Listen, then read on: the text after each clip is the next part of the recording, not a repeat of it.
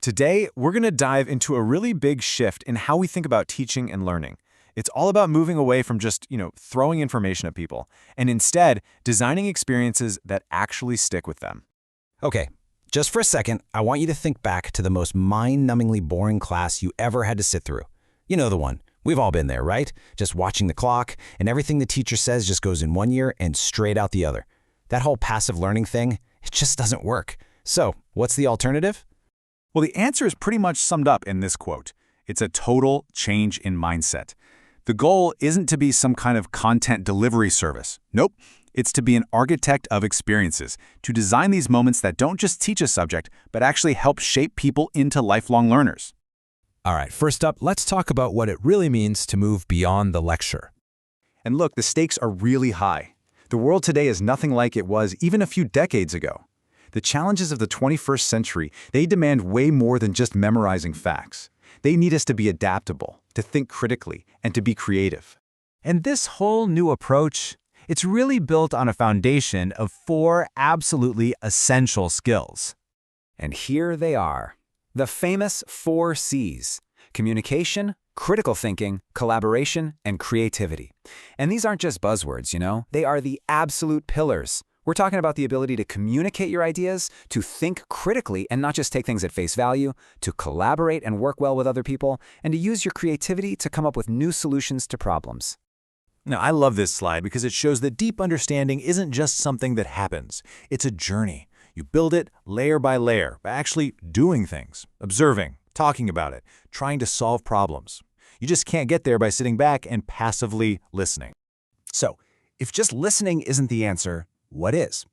Well, that brings us to the incredible power of well-designed activities. So what even is a learning activity? It's basically any organized task that's designed to get students involved, both physically and mentally. You can think of it as the engine that drives the whole learning process, turning them from passive listeners into active participants. And why do they work so well?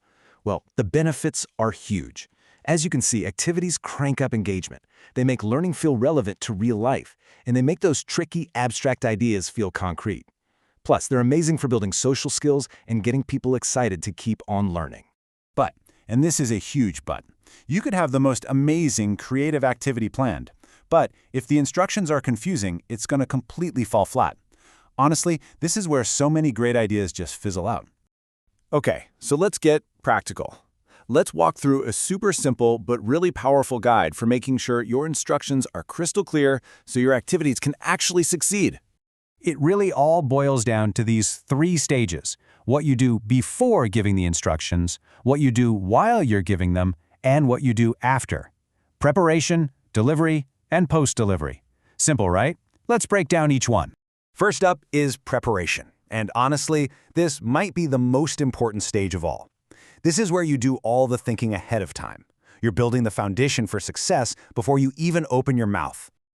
This slide is basically your golden checklist. Before you say a word, you need to have a clear answer to all 7 of these. What are they going to do? Crucially, why are they doing it? How, step by step, are they going to do it? Then you've got the logistics. Where will it happen?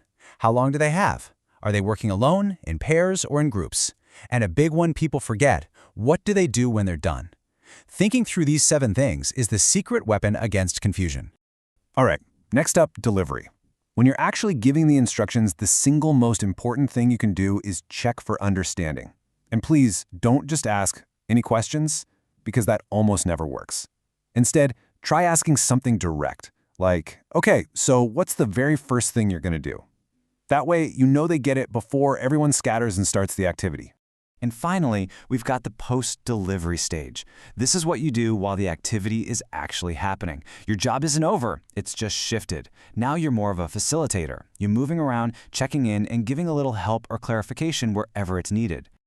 So when you bring all of this together, that focus on the 4 C's, a real commitment to active learning, and that discipline of giving super clear instructions, you start to create something pretty special. And these are the ultimate outcomes. You're not just getting through a curriculum. You're helping to build innovative thinkers, confident communicators, and creative problem solvers. You're developing people who are ready to be responsible citizens, and maybe most importantly, people who know how to keep learning for their entire lives. So I want to leave you with this thought. This stuff isn't just for a formal classroom. Not at all. Whether you're training a new person at work, teaching your kid how to do something, or just trying to explain a cool idea to a friend, we can all benefit from this. Think less about just delivering content and more about designing an experience. So how can you organize the learning to make it really truly stick?